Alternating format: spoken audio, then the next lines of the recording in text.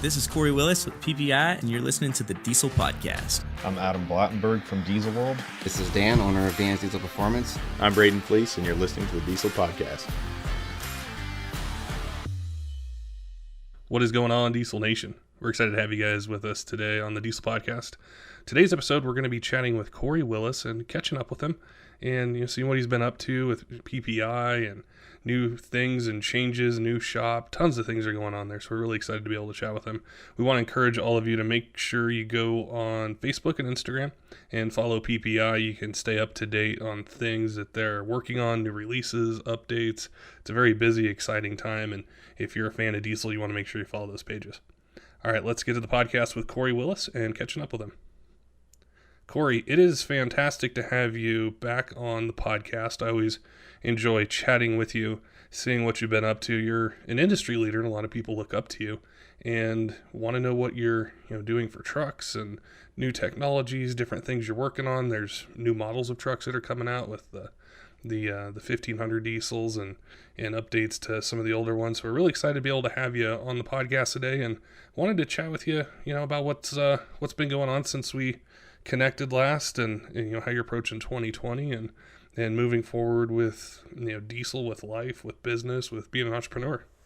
Yeah, man, for sure. For one, thanks for having me on here. I always enjoyed listening to all of them, and thanks for having me on. Everybody just looks at the top of the iceberg and forgets what's underneath. That's for sure.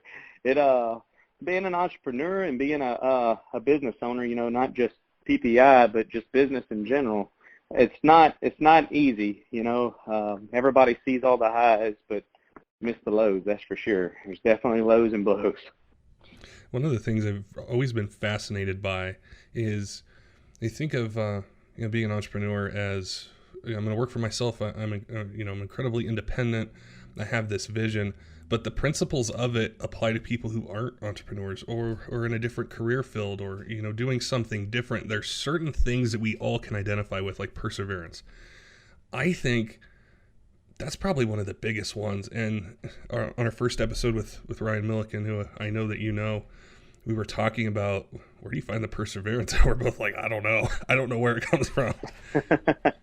Yeah, and that's something as well as, not everybody's built to be an entrepreneur or be a business owner. Some people are absolutely amazing employees and assets as employees and contributors to companies without actually, owning the company. I know, I'm just one small piece of the puzzle of the PPEI, and the other things that I do, the employees and people that run different operations are absolutely necessary, and I think that if everyone was an entrepreneur, then we wouldn't get anything done, because everyone would just be competing against each other, and then everyone would be all stressed out all the time. And it takes a team of people. It's not, you don't have to be a business owner to be bad to the bone. You can support a business owner and do very well for yourself without a lot of the unnecessary stress that comes with owning a business. It takes full circle to be able to roll.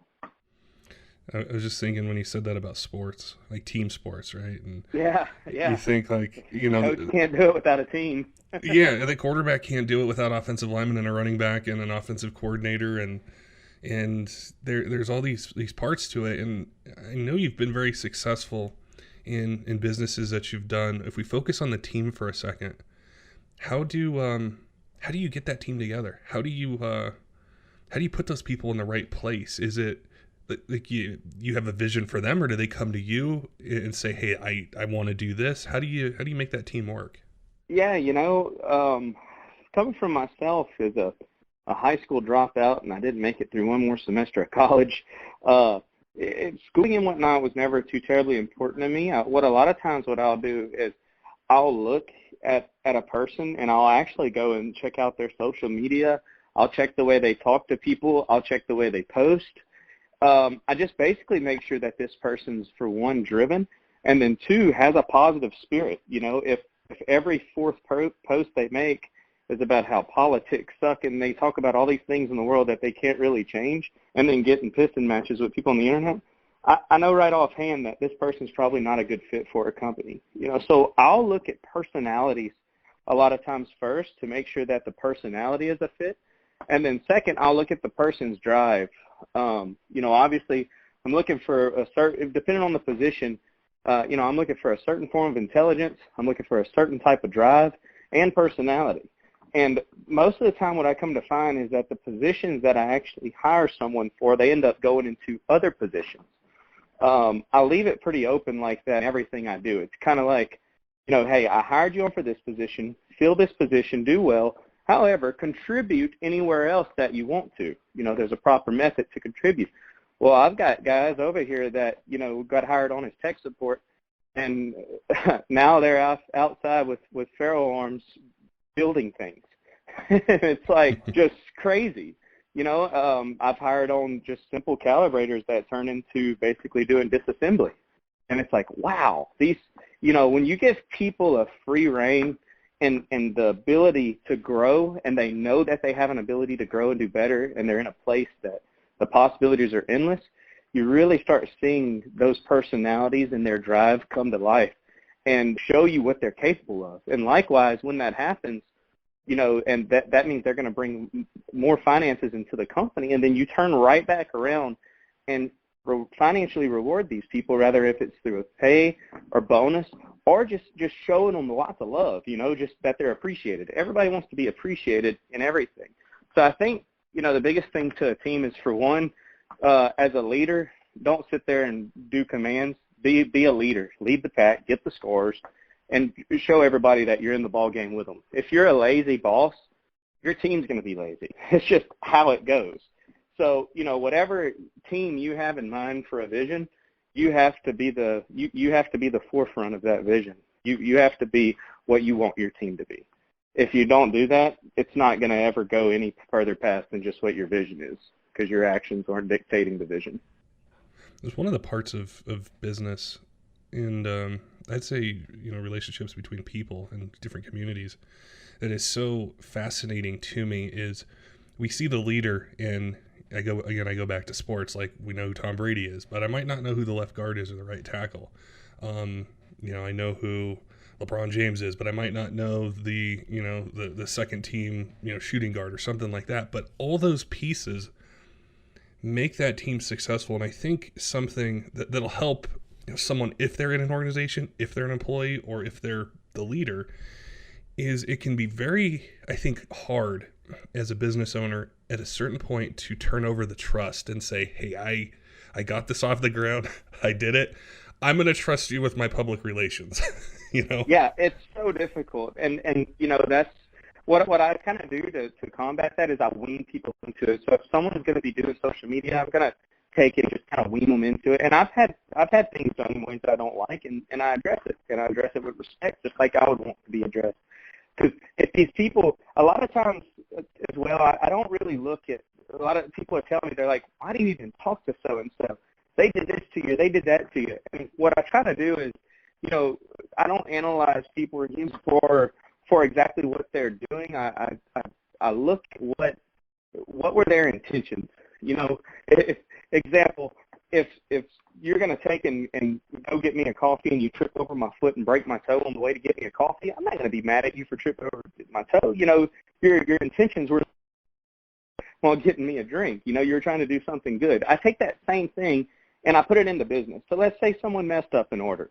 Totally cost the company money. All right, the first time I'm going to take it, I'm going to say, hey, it was a mistake. It all happens. We're going to learn from this and we're going to move forward.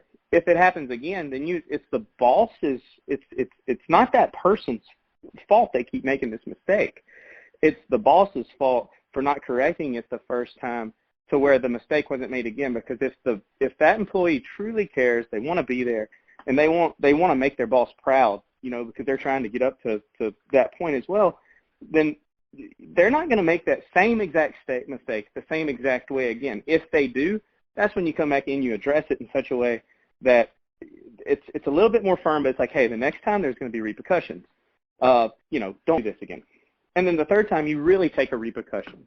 But, for us at my office, I can't even think of a time I've basically had 3 strikes on anyone, because everyone diligently wants to learn. If someone sucks or you've got a bad apple in the office, someone's got a bad attitude, you address it, and if it doesn't get fixed, get them out. Because one bad apple will stink up the whole rest of it. That's a huge thing right there, you know. And like I said, if the boss is setting the example for, you know, output, then everyone should be able to do that or do better, is basically the way I see it. Rather your job's mopping a floor or your job's, you know, running a CNC machine.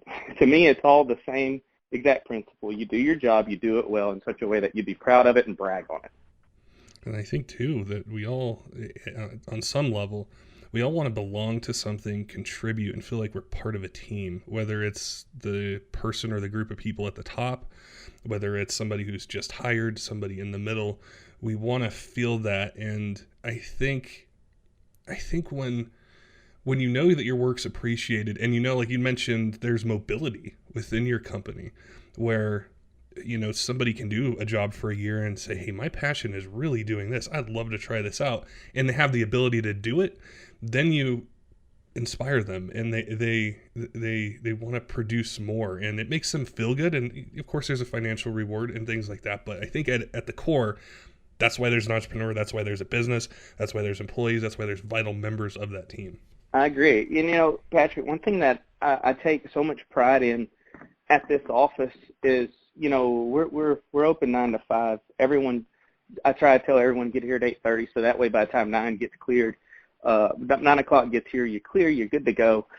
It's every day. These guys, there's people here early, and then there's people sometimes that'll be here till 10, 11 o'clock at night. And then sometimes I'm here all the time late, and they'll just come sit in my office by me and be like, hey, I'm not going to say nothing. I just want to watch what you're doing. I think it's cool. And these guys aren't getting paid for a lot of this, but I don't think hardly anyone at my office is here, and I can say it on a public podcast. I think it's really cool and astonishing that pretty much everyone here at my office is here because they're passionate about what they do, and they all feel like and they really do. Everyone contributes in, and they like it. You know, on the weekends, they'll come here all the time and just be playing, whether it's on the dyno or studying some type of documentation on how vehicles work. Like, everyone just loves what they do, you know. So when it comes to hiring, you know, I just look at someone. It's just like I just pretend like it's sports. You know, we all got to play this on the same field together. I really want you to be able to tackle if someone's running after me. So I look at it as team members. You know, a lot of times you'll see as well, like on the internet, I won't really respond to my PPEI or just like it's mine. I always refer to being part of the team, because if everyone walked out of here, nothing would exist, nothing would happen. So, you know, I created it, I started the monster, but now we all contribute to keeping the monster alive. And these guys put in work and girls put in work like I've never seen before. It's absolutely crazy how well of a team we have here. One of the things, this is probably about 5 or 6 years ago. I'm not sure if you've ever taken a personality test, and I know there's debate on how accurate they are, or what they might be, but I had never taken one my whole life. So I'm like 30, I don't know, 32, 33. And I took it, and it gives me, the 4 letters, and I sat back and I'm like, this is actually really insightful because I'm just like this. Like, mine was yeah. an INFJ. Right, so I'm introverted, I operate on emotion and feelings and, logic and judgment, things like that. But then someone else I may know and work with is an INTJ, so they don't have necessarily that feeling or emotional drive. Theirs is more logical, logistical, and figuring out those relationships between people, that you work with or industries that you work in, I think can really be helpful to understand what motivates somebody. Like for me, if I have feeling attached to something, the drive's there, and it's 100%. If I just make it about numbers or analytics, I struggle with that. And I think that's a component in organizations and teams. Like we look at a quarterback, and they might just be kind of solemn the whole time. The other guy's like jumping around, is really animated. Well, how those interact with other people, I think, also drives the team. It does. It totally does. And I've been wanting to take a personality test, but I actually haven't. We were on vacation last week, and they were trying to get me to take one, and I was driving. I was like, I'll do it later. I'm not, but coming into that, kind of how you were saying how your personality was, I can just kind of look back and analyze, I think I have a very crazy form of OCD in such a way that I've become obsessed with whatever I'm working on, and everything else basically goes blind. Almost like you could tell we tried to link up on podcasts a couple of times, and it's like, hey, I'll be good for such and such, and then I end up diving off into something, and it's like, okay, the world stops. Nothing exists. I'm going to figure this out, and that's what will make me work 30 hours straight. But, there's the downside to that as well, and especially if we're touching on just business in general. I've made a lot of mistakes in the past that I look at, and it's like, man, I really wish I wouldn't have worked off of emotion, and I would have been a little bit more logical at that point. Or also, taken and from the time I was 14 years old all the way up to, say, 26, I'm 30 now, up to 26, where I really didn't live any life at all.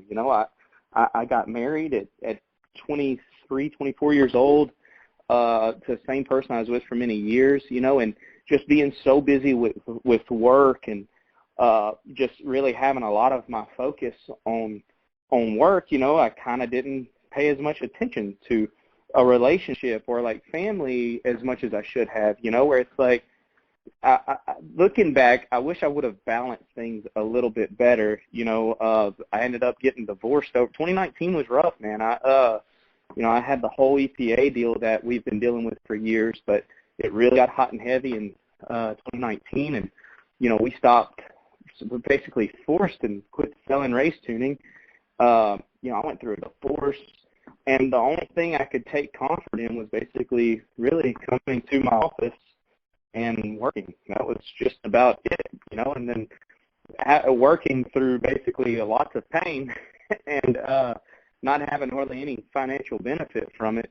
I still got the same return off of working that I did from the time I started to the time whenever, we were doing extremely well. It was just the same feeling of I'm accomplishing something was there, and I think that's what drives me more than anything, is just being able to start a project and then have a goal of where I want to be on that project, and then at least finish that goal of the project.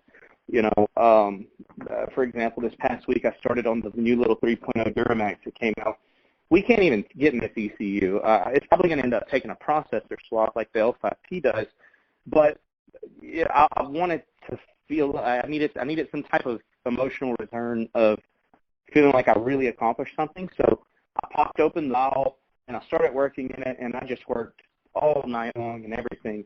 But when I stopped, it was just like it was like some people do drugs to feel better, and for me it was just like I took a lot of drugs because I felt so good, because I had just finished a project that I had started on and hit the set point to where I'm at. And I heard the podcast with Ryan where he was like, man, I don't know, maybe I'm just crazy because I like it, and I know exactly what he's talking about. But what he's addicted to is the same thing that the majority of successful business owners are addicted to, and that is starting something and being able to finish it, and the feeling, the good emotional return you get from that's just beyond no other. And I think I see a lot of people get into the diesel industry or any industry at that, and they're looking at the money and they're not looking at the passion.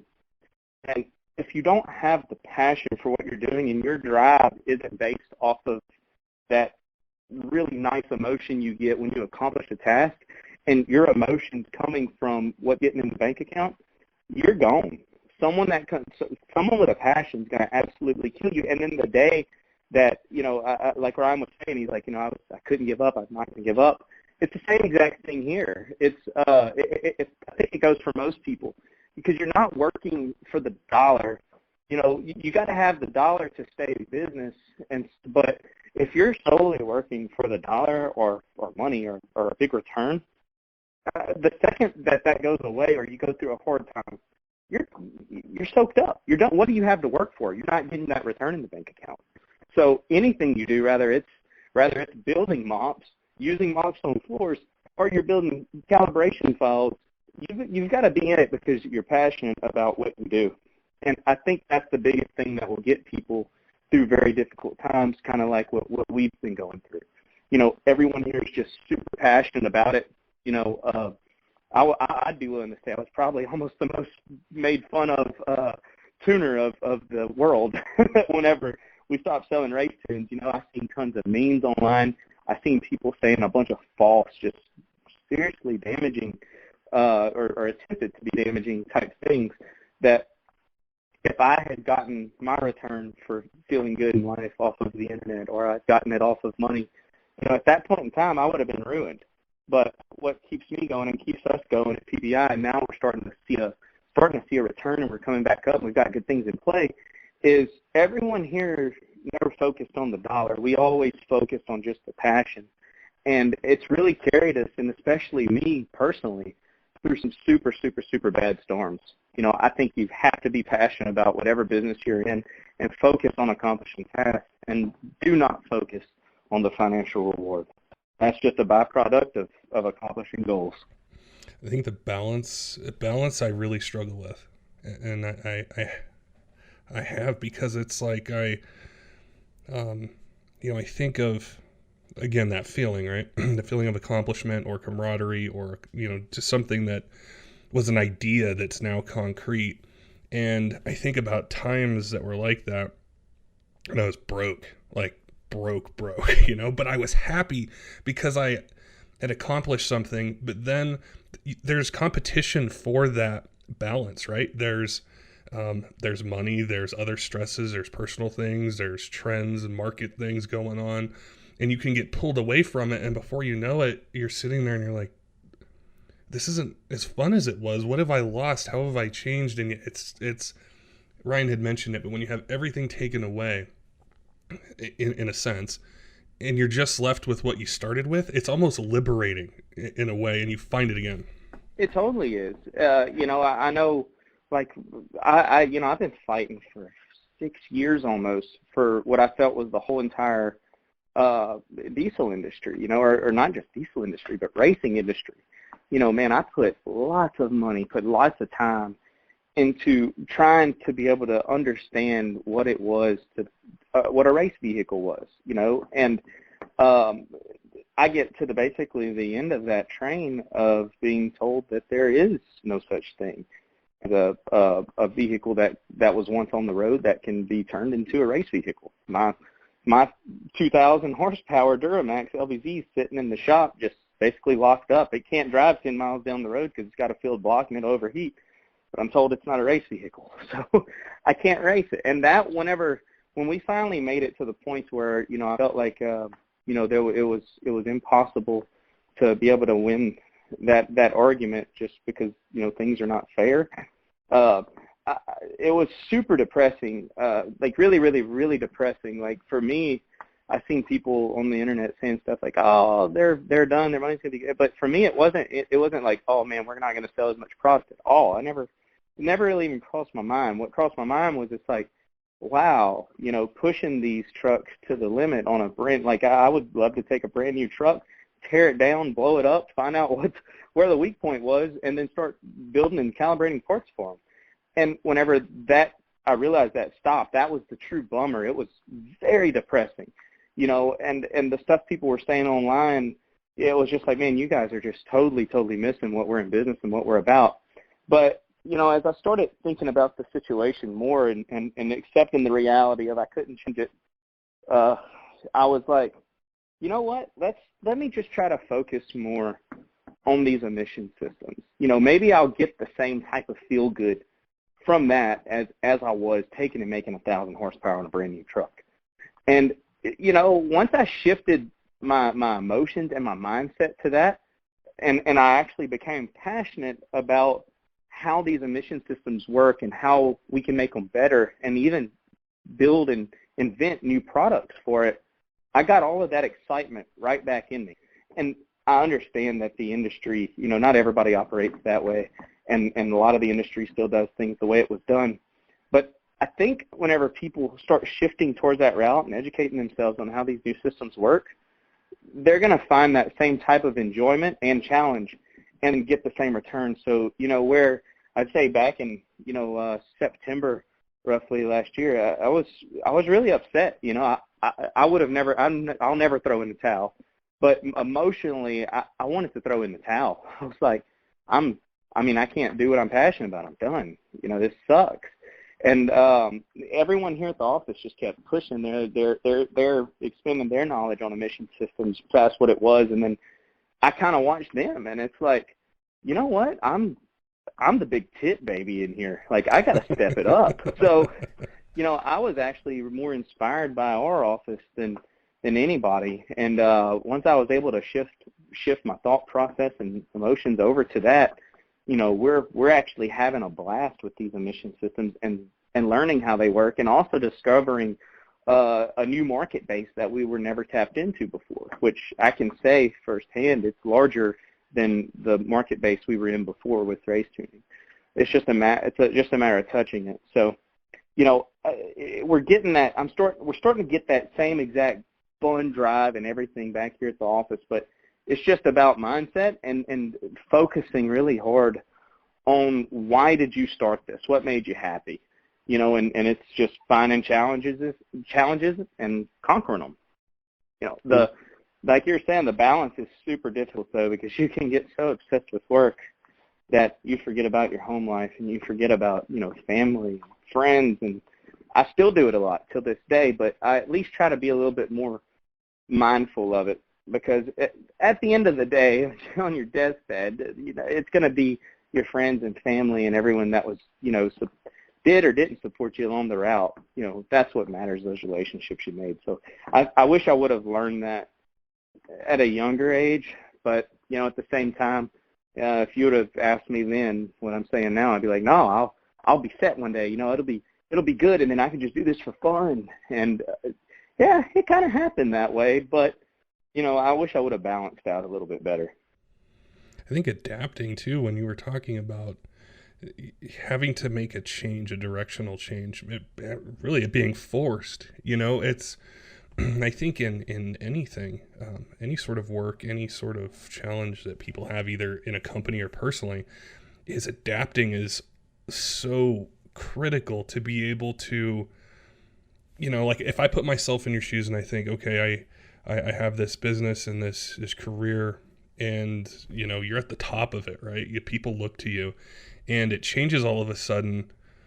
I think some people, or maybe a majority of people, would say, I'm going to go do something else. Like, they just took away my passion. But you were able to adapt it into another form to be able to continue it, to be able to, I guess, create an opportunity out of what most people might see as the end, or it's done.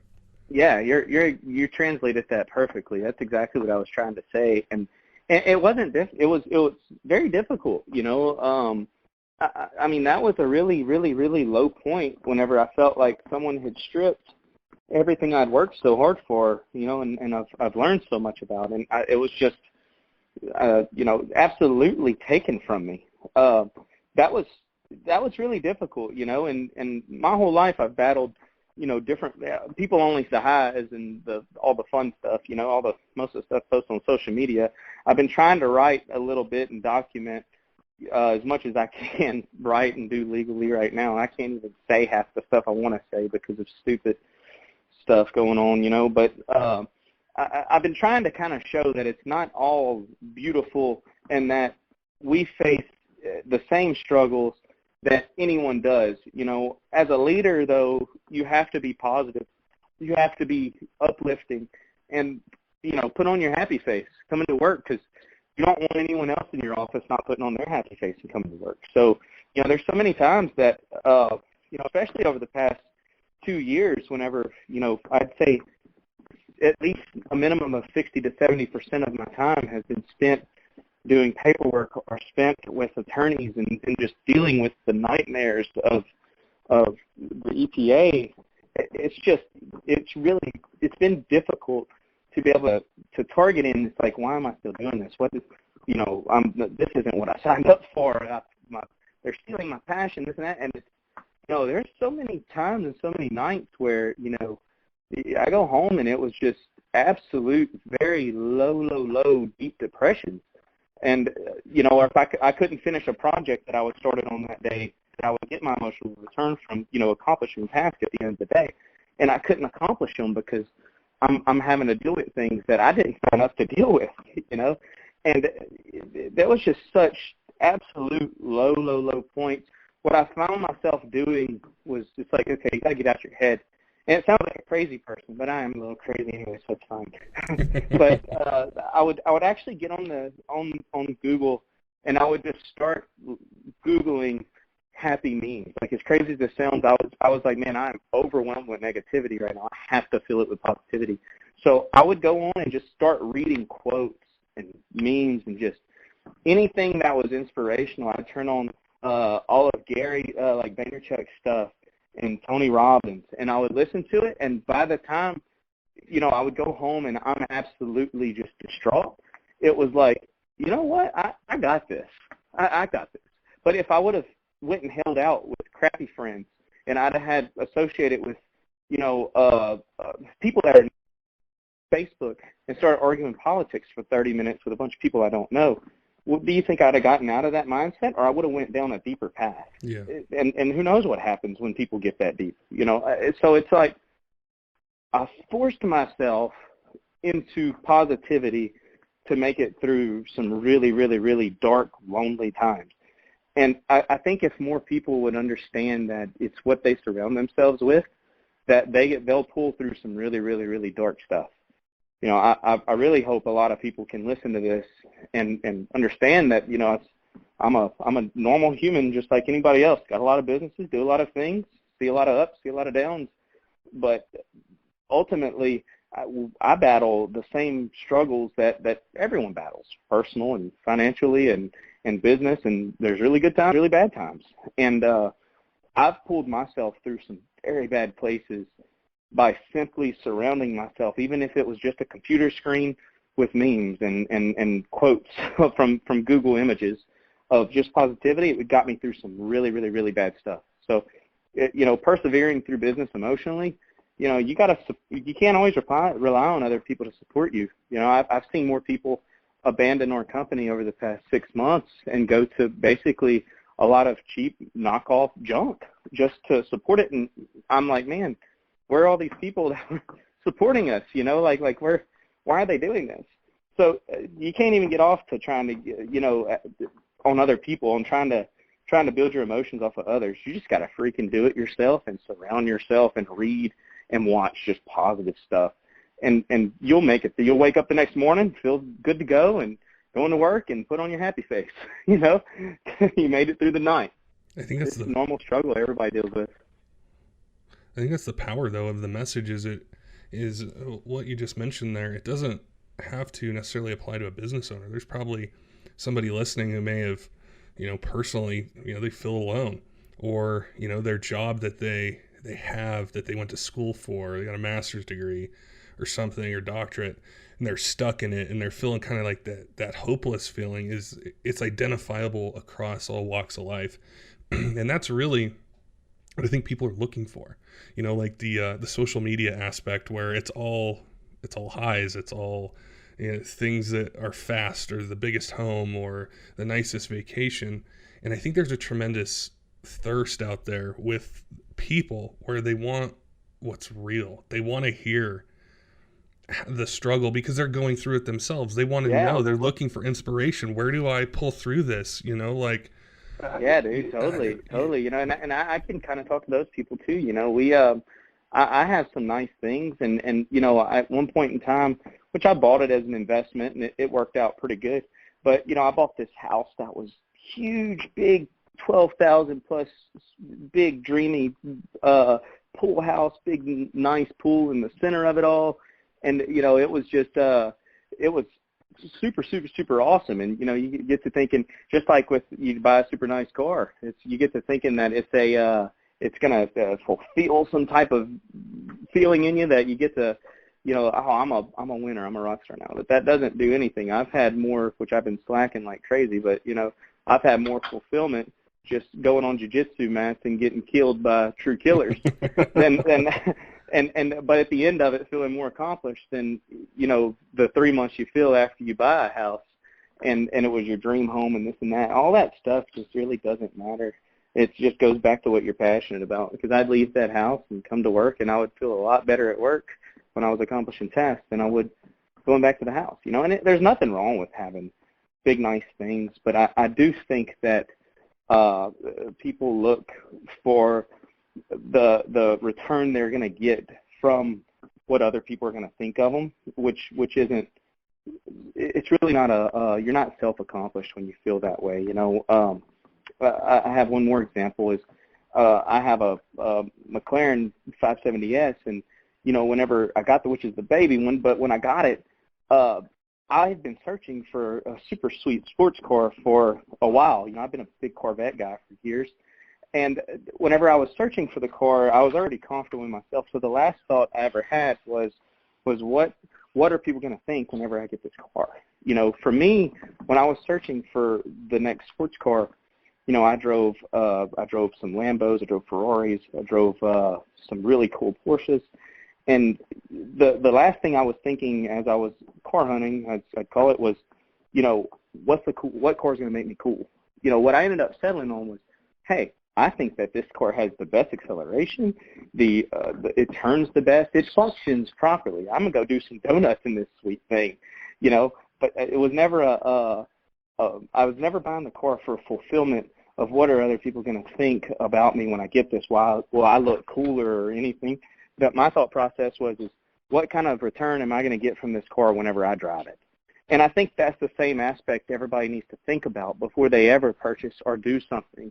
Is am I doing this truly for me and what I like out of this, or am I doing this because it's going to potentially make me feel good when someone says you look good, or you got things going on.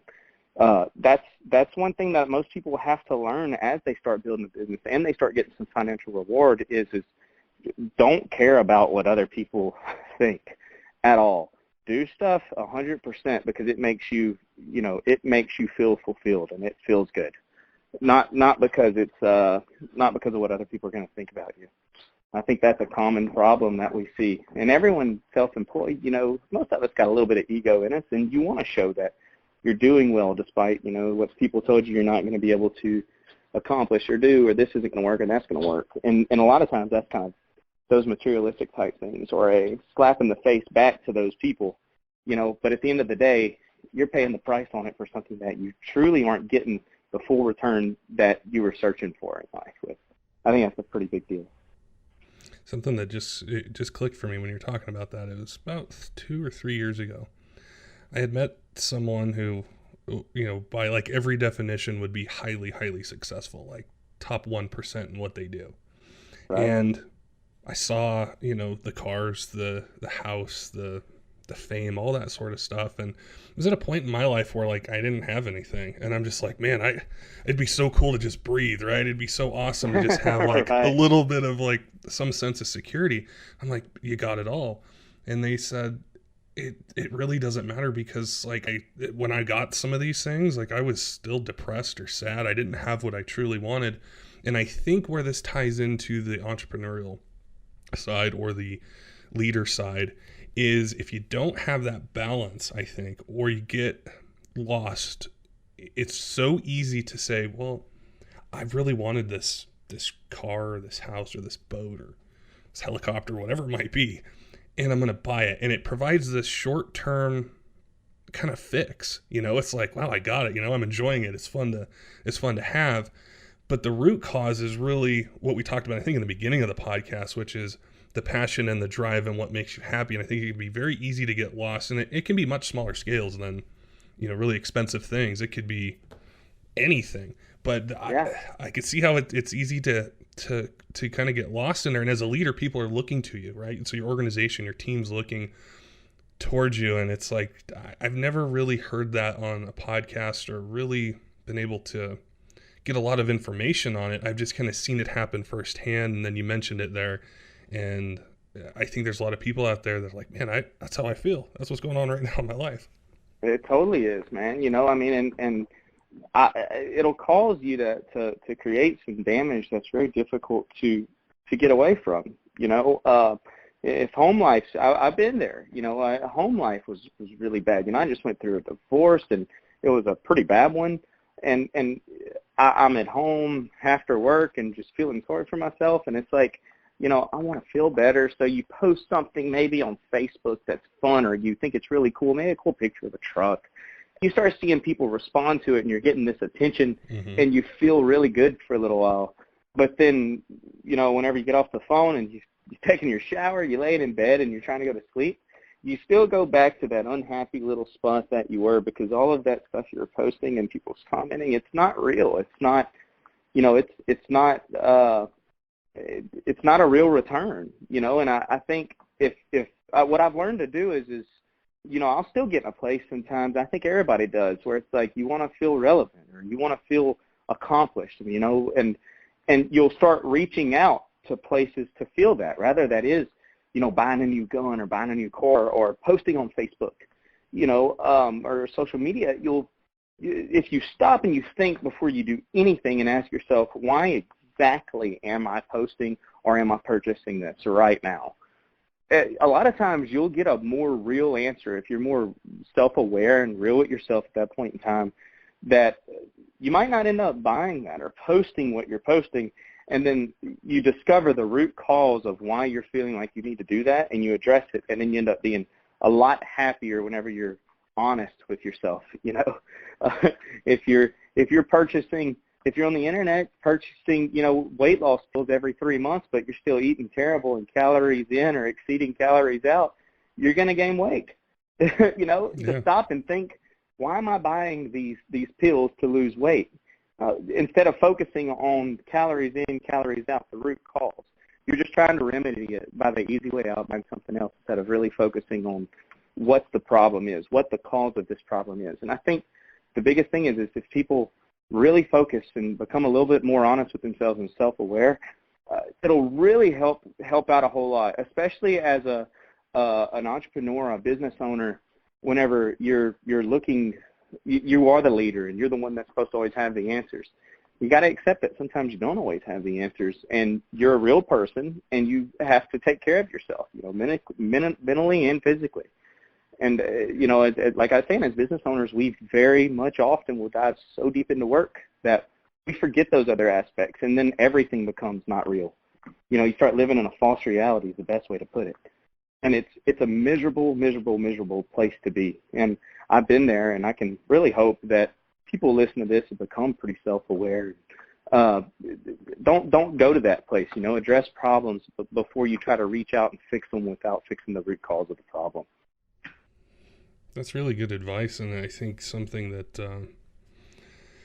that can be another challenge as far as being a leader or an entrepreneur is there's no handbook for that part right there.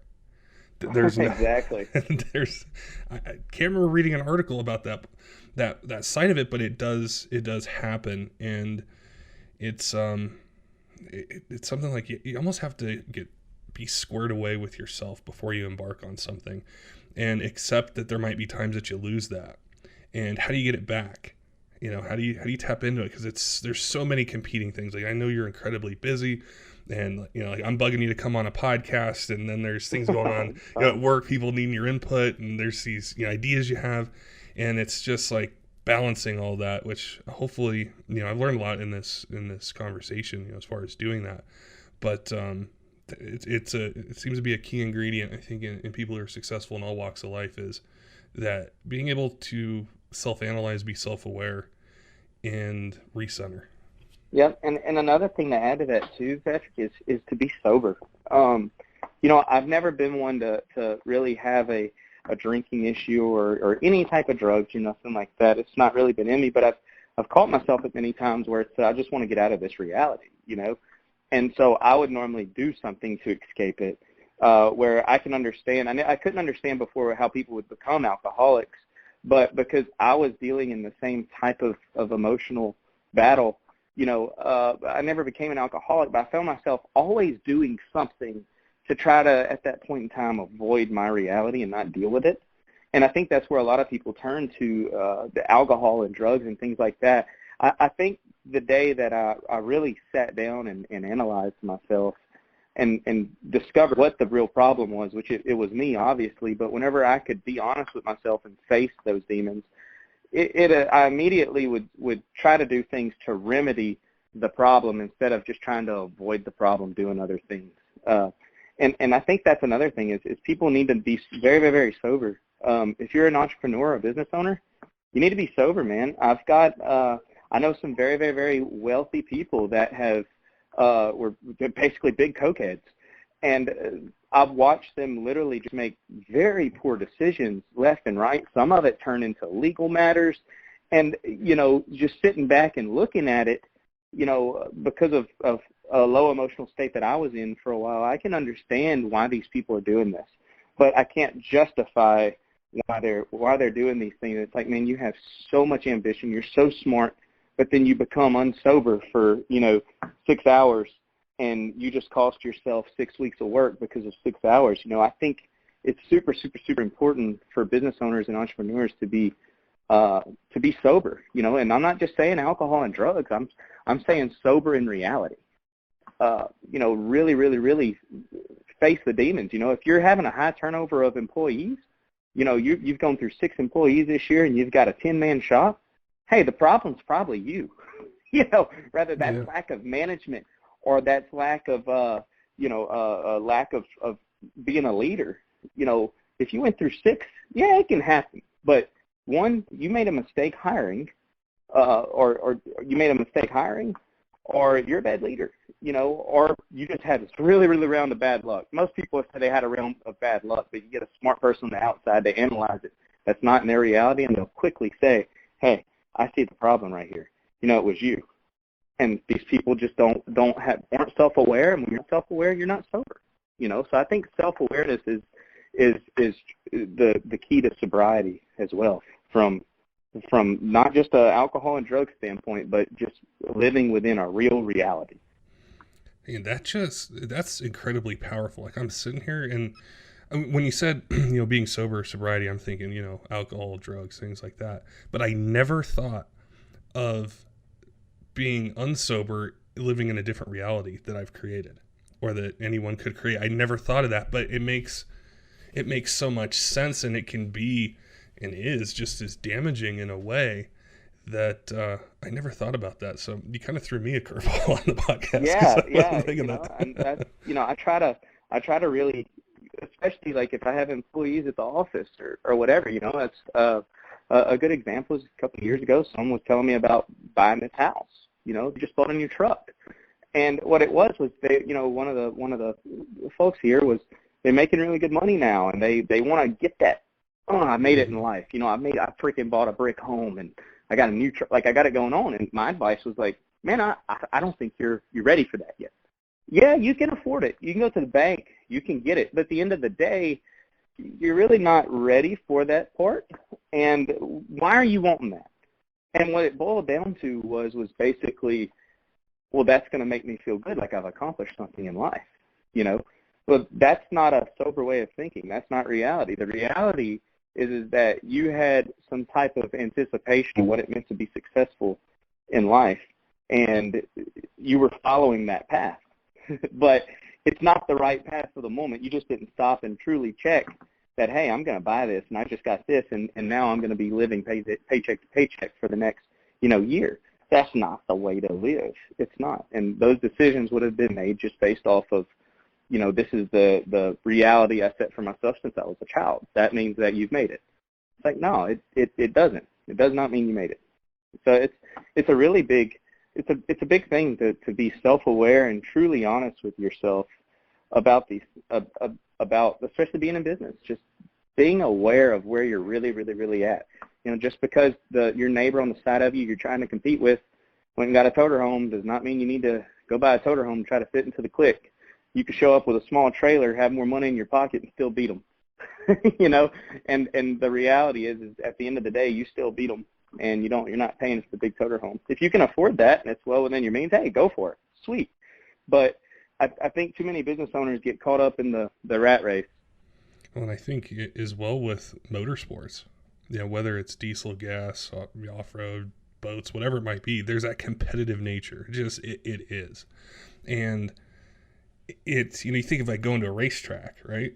And it's a bunch of people who are driven and confident and put a lot of time in, or even if people create businesses in that industry, it happens, that competitive nature, and it can be so hard to pull it back and, think, should I invest in, this build or this car or this truck to go compete with this other place, or should I reinvest that into maybe some technology in the office or some systems or equipment?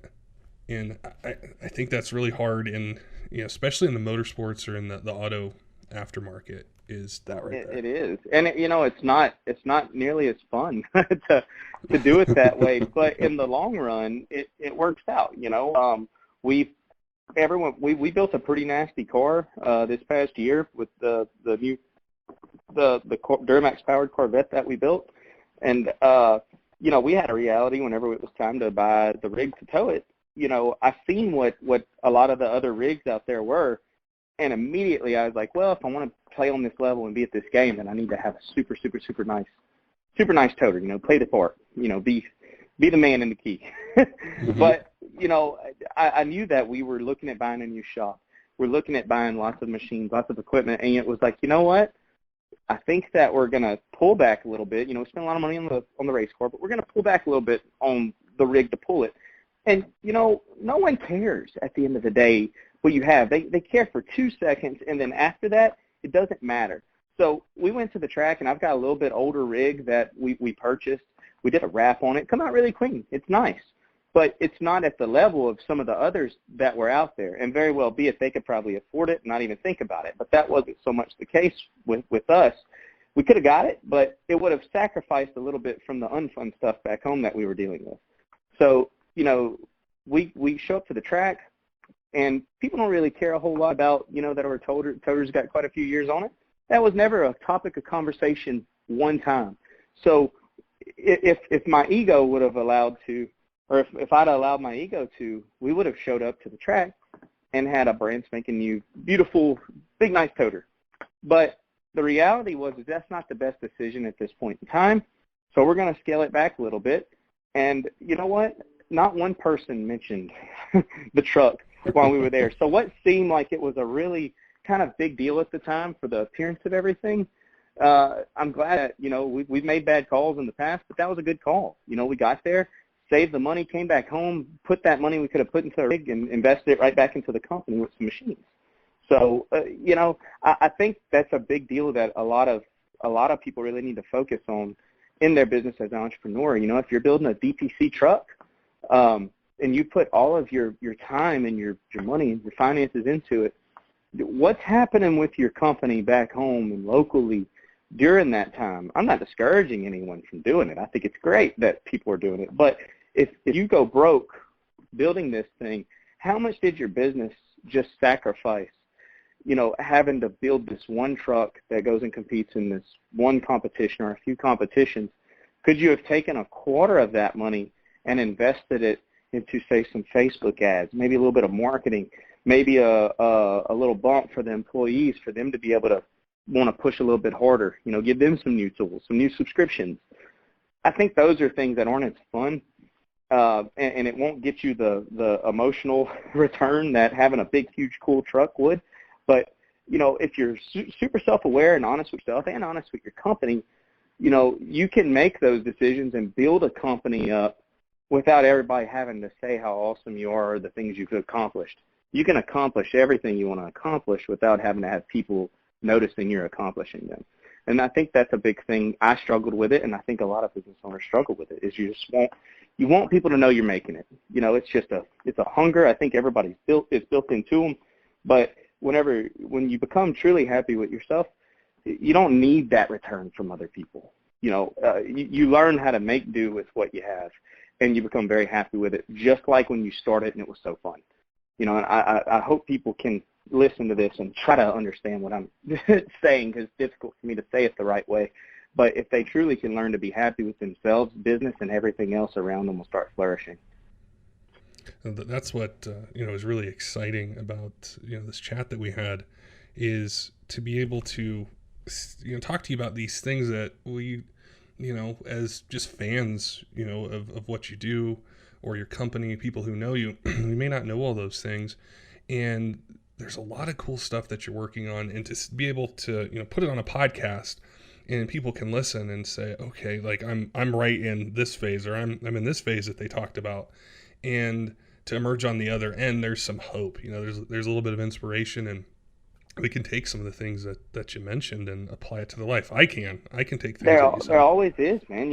And to say a couple of things, nothing happens overnight either. Patience is the most beautiful.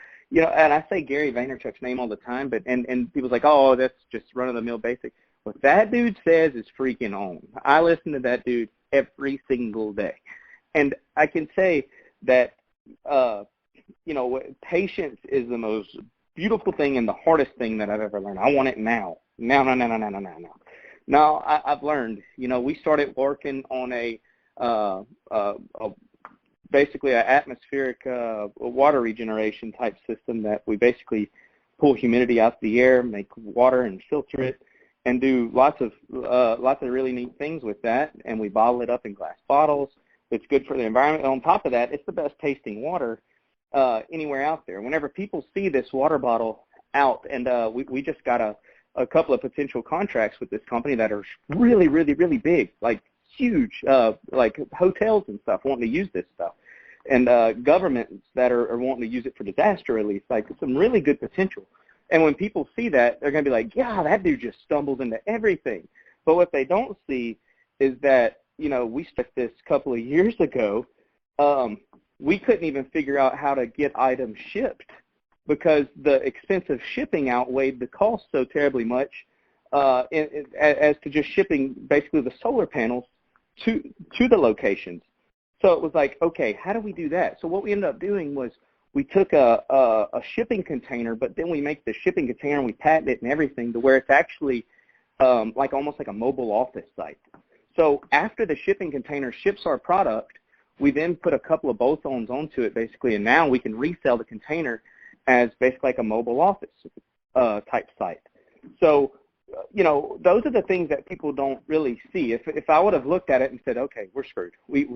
This costs too much to ship this kind of stuff, and don't think outside the box, then we would have never been able to establish some of these really cool contracts that we're starting to fall into, because it would have fell apart in the beginning because you said, it was just too much for this and that. But all people is going to see whenever everything does go through is wow, they just stumbled across and it worked. It's like, no. We've been going through headaches for 2+ years on this madness, and that's business, and that's the key to business is to take your time. I didn't put more money into the project than I could afford at the time, or even more than I wanted to. I wanted to do more. I wanted it to happen faster, but we did it at a slower pace that we could afford and just banked on time, and it looks like it's going to be one of those things that really, really, really pay off. I think patience in business is something that is bigger than anything in the world. That new big, huge snap-on scan tool you want to buy and it's $18,000, you want to spend it. Man, if you cannot afford it right now, get something smaller. It's going to work fine. It's going to take you an extra 10 seconds to go through the screens. Again, it goes back to self-awareness. Where am I at this point in time? A lot of people's businesses struggle in their paycheck to paycheck because they aren't in touch with the reality, and they just want to have the biggest, the baddest, and they want it now. Yeah, it's just so true, and these kind of conversations are really inspiring because I find that I don't get inspired when I just hear the highs all the time, because I can't identify with it, because say I'm not there, so it's like I can't understand it, and that's one of the really powerful messages of this conversation is the self. You come back and you say, I don't understand it because I'm not really there. But then you take a look and let's say, for example, Ryan's podcast or this podcast, and you just made this new series, and you're seeing subscribers come all the way up to it, and you're thinking the whole time, you're like, man, I can't wait till I get to this certain point, or I get this many views, or you've got these goals. But then what happens whenever you get there and it kind of starts sitting a little bit stagnant or whatever? You'll go back and find that you probably had more fun during this time of building than what you do whenever you actually nearly reach the destination. Because every time you post something and you have people come and listen and feel changed and make good comments or, whatever, that in itself is a return, So I think it's really smart to focus on the current state and seeing going up and see that as a high, and not so much focus on when I get there, I'm going to be, high. Because when you get there, the only thing that changes basically is just the fact that you're there. The fun journey of making it there every day should be some form of high. So I think even with yourself, seeing how quickly you took the last podcast and you grew it, and it's like you took it and did something really awesome with it, and then seeing this brand new one already having subscribers and views and everything. From me, from the outside, I look in and I'm like, freaking Patrick's got it going on. Like, this is awesome. But, at the same time, you're like, man, I want to hit this certain goal. I want to be here. And it's great. It's good to have goals. It's good to always go for them. But it's really important, too, to enjoy the climb. That's what I found was the funnest part. With PPEI, the climb was the funnest part. We made it to basically every goal I ever set. I had a lot more, and I still have a lot more going up. But looking back, the climb was a heck of a lot funner than whenever we actually were just sitting at the top for so long. The climb was the high. I didn't know it at the time, but the climb was the high. Well, that's exactly it. I didn't, when we first chatted 4 years ago, it was like, I don't remember. I think we were talking about L5Ps or maybe LML stuff or something like that. Yeah. And I remember sitting back and I'm like, wow, in this year, 176,000 people listened to these things. And I was so proud of it. I'm like, whoa, this is amazing. And then you fast forward a couple years and it's 2 million people or however many it was. And I'm like, I need to hit 4, and I didn't appreciate it at that time, and it's like I cheated myself out of it. I lost sight of it. Yeah. And it's the same thing with business, and the emotions, because people look at us and they think, God, they're so big and they do all this stuff, but we still battle the same exact things that I battled whenever I was a one-man operation, doing tunes and boxing up and working 18+ hours a day, trying to just keep up, to get on the internet and see people saying it took me too long to respond to their emails. It took me a day. The same exact thing still basically happens today, but people see it that it's a different level and you won't understand and this and that's. Like, no, I completely understand. We deal with the same struggles that a lot of, smaller shops and everything deal with. It's just on a different scale.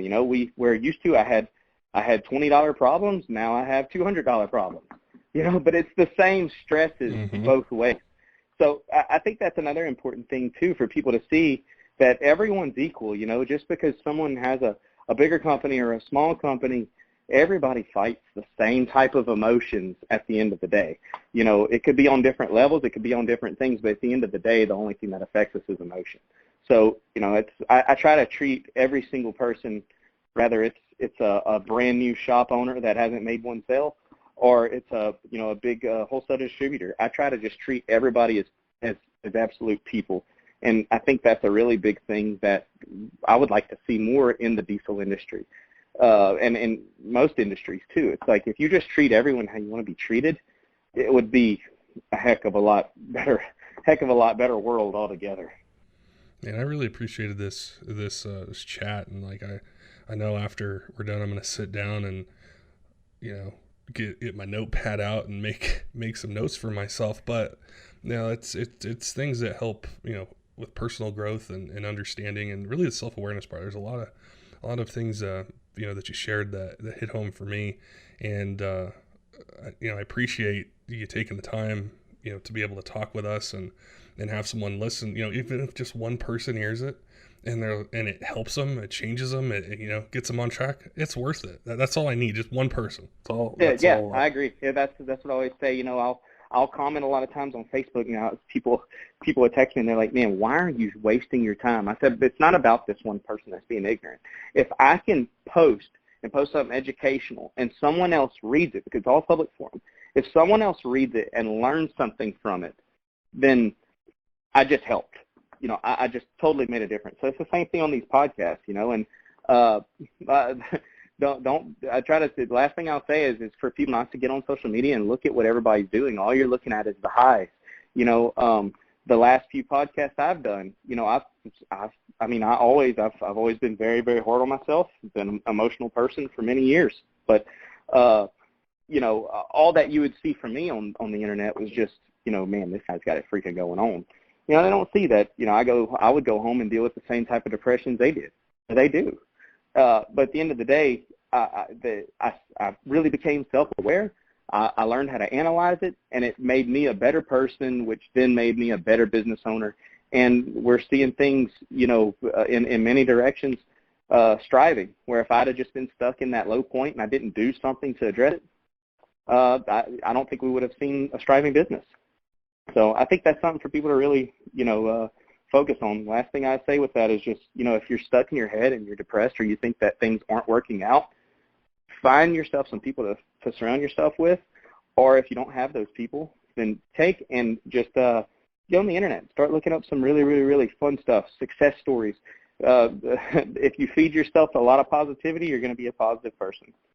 So things might suck during the day, but if you go home at night to be depressed about what happened during the day and you don't actually feed yourself positivity at night, then your next day is probably going to be that same exact way.